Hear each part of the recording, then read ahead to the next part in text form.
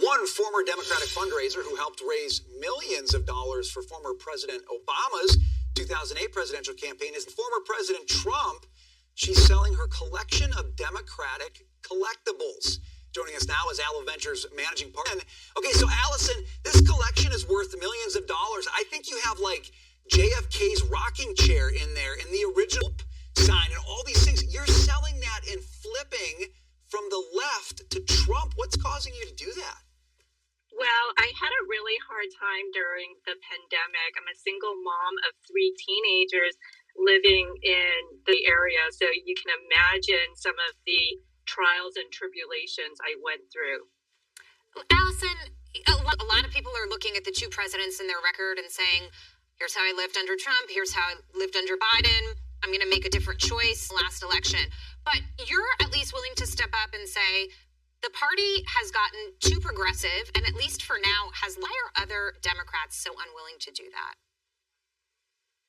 Well, with the Post article coming out, a lot of my friends said, wow, you're speaking up and telling people your experience as, number one, an immigrant, a big tech, as well as living in San Francisco and Silicon Valley, and some of the things that has gone awry. Policies are super liberal leftist policies with San Francisco. It's a science experiment, and it's the same thing with big tech. There's the big tech and big corporate takeover of the Democratic Party and our daily lives, the daily lives of parents, I guess soccer moms like me, was really COVID. I homeschooled 3 kids, grocery stores were closed, retail malls were closing all over Cisco Bay Area, right? And like I have 2 teenage girls that can't even go to Macy's. Like it's closed now. Right. Just going to like or Safeway. I mean, I couldn't even go grocery shopping. You know, you're unique in that you also bring a business perspective to the story as well. And I'm talking about voting based on business policies, how easy or not it is to operate, innovate, all of the things that go into creating a successful business.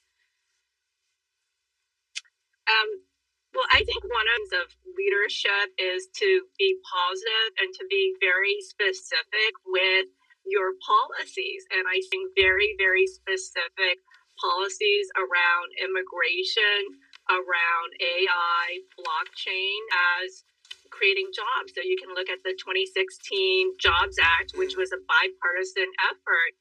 And he did a really creating more jobs, also investments in Black, brown communities, as well as kind of like hillbilly J.D. Vance and I grew up. I didn't grow up in the same place he did, but a similar place like New Braunfels, Texas, which is 5,000 people right then.